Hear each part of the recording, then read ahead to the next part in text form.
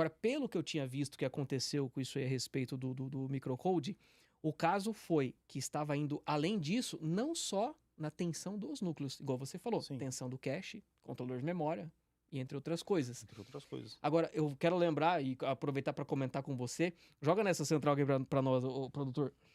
Eu peguei o PC do Gaules em 2020. O PC foi montado com um Core i9 9900KF, que é o sem vídeo integrado. Uhum. E ele quis uma memória RAM muito rápida. Era uma memória RAM, se eu não me engano, de 4.266 MHz. Quem montou, colocou a melhor placa-mãe que tinha, tudo certo, beleza. Só ligaram o perfil XMP e funcionou, o que realmente me surpreendeu. Porque eu testei 8ª e 9ª e era 4.000 no grito, né? Tinha que comprar uma Maximus para funcionar em 4.000 de boa, sem nenhum problema. Só que aí, a tensão do controlador de memória e do barramento ficou tipo assim, ó, muito acima do que deveria. 1.45, 1.55. O limite ali é 1.2, 1.3 no grito e tava 1.45, 1.5 volts. Esse PC ficava ligado o dia inteiro, em menos de um ano, morreu. Já vi isso acontecer também. E essa foi a primeira vez que eu vi isso acontecer. Eu achei incrível. Eu achei incrível. Porque eu falei, pô, tá aqui a degradação na prática. Isso é a degradação de um processador. Sabe o que é muito louco? Você já deve ter feito overclock várias vezes, já deve ter visto. Às vezes você clica no CPU-Z, você vai pra arrastar, ele vai lagado assim. Geralmente é quando o overclock tá instável. Você acredita nisso? Acredito. E o processador dele, sem fazer overclock, sem nada, recém-formatado, tudo bonitinho, BIOS, tudo certinho, fazia isso. O processador tava morto. Já tava dando problema. Então é desse jeito. Então, assim, só respondendo a pergunta, que eu quero sua opinião técnica sobre isso. Overclock mata o computador ou não? Essas observações que eu fiz. Cara, é tudo um conjunto de coisas, né? Se você não colocar um bom cooler, vai ter problema. Acho que tudo envolve a temperatura do processador, né? Quanto menor a temperatura que você deixar, melhor vai ser, né? E, cara, tomar cuidado com tensão. Se você vê que o negócio está meio alto ali, a temperatura está meio alta, eu não aconselho a deixar. Porque um computador que poderia durar aí 5 anos, vai durar um ano e meio, Meu Deus. 2 no máximo. Acho que não vale a pena a perda do investimento, né? E, cara, vamos lá, para ser bem sincero, na sua opinião pessoal hoje, você acha que um processador AMD, um próprio Intel hoje, precisa de overclock para você rodar os jogos e ganhar performance? Não. Eles já estão vindo muito fortes ali de fábrica. E eu quero até aproveitar e fazer só um gancho. A gente tá falando só de Intel. Na AMD aconteceram duas situações. Uma ainda tá mais ou menos acontecendo. A primeira, lançaram um 7800X 3D. No meu cérebro, eu não sou engenheiro, mas no meu cérebro entendeu assim. Isso aqui tá meio que no limite do silício. E na ocasião, os microcodes não tinham uma observação de não passar de 1.3 de tensão no barramento. Né? Que seria... Como que é o do barramento mesmo do AMD? Eu não lembro. Tem lá é que eu lembro, eu tô com o Intel na cabeça. VCSA, VCCIO, mas do AMD é outro. Ah, O agora eu não SOC, me o lembro. SOC, o SOC. Aí o que acontece? Quando lançou o 7800X 3D e você ligava o Expo nas memórias, o SOC é lá pra 1.45. Aí pegou fogo. Pegava fogo. Pegou fogo. Né? Aí lançou atualização de BIOS, todas as placas-mãe cravado em 1.3.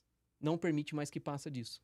Aí o 9800X 3D, fantástico, mais clock, pegando fogo mais fácil, só que só quando liga a Expo.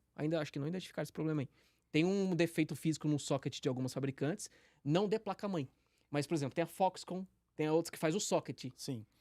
Eu acompanhei, tem um fabricante de placa-mãe que ainda tem uma polêmica um pouco em cima dele, mas, cara, eu particularmente não peguei. Eu Com também não Asus vi. não peguei isso. Eu não sei como tá chegando nesse nível. E vamos esperar, né? Porque às vezes tá colocando culpa num lado e não é bem aquilo ali que tá acontecendo, que é realmente o problema, né? Tem que ver isso daí. Pelo Né? que eu vi, né, muita gente testou, principalmente os canais gringos, né? Os caras testam tudo. Sim. Vê o fabricante do socket, eu não lembro se era Foxconn, quem que era. Enfim, os fabricantes, tem vários. E aí parece que não estava dando contato direito. Não tinha um contato no centro do pino do processador, assim. E era mais ou menos isso que acontecia. Mas não só isso, à toa. Às vezes o cara ligava o Expo e as tensões iam lá em cima e não aguentava. Então, eu sou da seguinte opinião. Não dá para você julgar nem nada enquanto Não. você não tem todos os dados da coisa. Então, deixa o negócio sair, né, as correções, pra gente saber o que realmente aconteceu. Mas assim, essas coisas exóticas na informática, elas sempre vão Ah, existir. não, coisas exóticas da informática. Eu falo pro pessoal que a informática é a coisa exata, mais inexata que existe. Desse jeito. Cara, eu lembro uma vez que eu tava fazendo manutenção num PC que a gente não conseguia encontrar qual que era o problema que dava no teclado e mouse. Começava a dar problema. Era AMD, Intel. Cara, eu não me lembro, era na época que... Só pra você, vou contextualizar. Aí a gente tá mexendo lá, usava um PC bem antigo, que usava cabo IDE ainda nos HDs. Ah, então faz muito tempo, não? E cara, a gente não entendia. Aí a gente analisando o PC, fala, não, tá bom, vamos dar um trato aqui e vamos ver o que consegue, né? Isso daí tava lá no laboratório lá da empresa. Aí eu vi que o flat cable tava meio danificado, né? Eu falei, eu vou trocar isso daqui, né? Pra não ficar assim, Desencargo. vai que isso daí volta depois, né? Equipamento que a gente tem que ficar dando manutenção e tal. Troquei, liguei o equipamento de novo, parou o problema do teclado e mouse. Era o cabo do IDE. Era o cabo do IDE. Até hoje ninguém soube me explicar por que aquele cabo tava dando problema no teclado e mouse. É porque no meu cérebro isso não faz sentido. Nem no meu, mas é assim. Porque assim, se o cabo tá danificado, nem o Windows era pra funcionar direito. Não, e Quer pegar mouse e teclado? tinha umas coisas bizarras. Aí eu É falei, a não, informática. eu falei, tá bom. Resolveu, né? Resolveu. Então tá bom, não mexe. É. É o clássico, né? Não mexe, tá funcionando, não mexe. Eu não, isso aí é o clássico. Qual mais coisa estranha assim? Cara, eu já vi várias, é que eu não tô conseguindo lembrar agora, mas o que você pegou de esquisito assim? Que não faz sentido. Tem que ser coisa assim que não faz sentido. Cara, que não faz sentido. Porque isso pra mim não faz sentido. O cabo flat passa os dados do HD pra placa-mãe. Não era nem pra rodar o Windows. Ah, Né? então, meu, eram umas coisas muito bizarras. Cara, eu já vi várias coisinhas assim bizarras que você fala assim, não sei o que eu faço com esse negócio aqui. Aí você tem que ficar caçando problema, cara.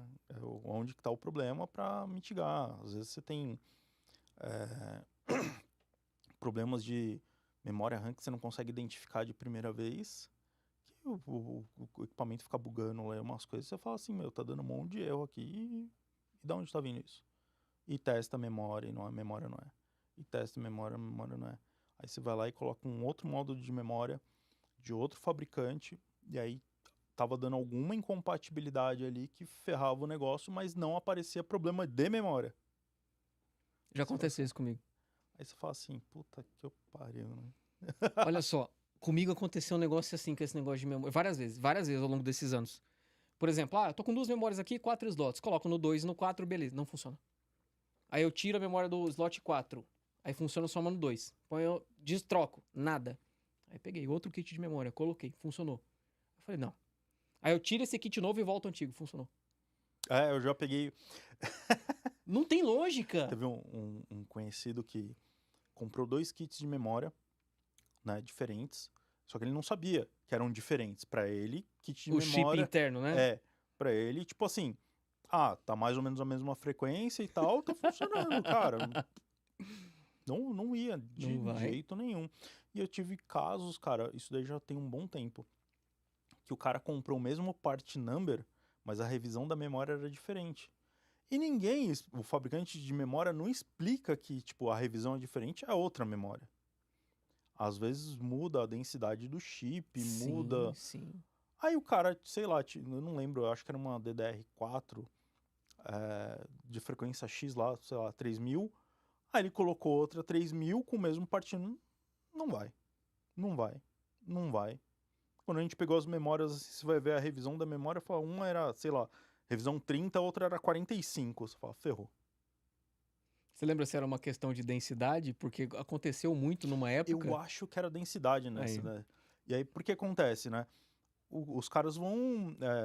vai evoluindo, né, a fabricação dos chips, e aí os caras começaram a soltar lá os chips de memória com maior densidade. Então, em vez de o cara usar, sei lá, o fabricante usar 4 chips, não, 8 chips, tá usando 4 para aquela mesma frequência, para aquela mesma latência. Só que daí mudou, cara. Isso daí é uma briga. Isso aí deu uma dor de cabeça. Eu vou lembrar alguns de vocês do que aconteceu, que é assim, pentes de 8 GB, DDR4 normalmente já nasceram com 4 chips de memória, só de um lado dela. Isso aí É uma densidade X, né? Single rank que a gente fala. Aí, os pentes de 16 GB, no início, tinham 4 chips de um lado, 4 chips de outro. Aí, os mais modernos, Agora, só 4 chips. Aumentaram muito a densidade dos chips. Passaram a ser single rank também. Só que, às vezes, o cara compra um chip que é dual rank e mistura com 5. Não vai funcionar. ou funciona muito mal. É. Funciona muito mal. Vai funcionar em 2133. Aconteceu isso muito no final da vida de DDR3.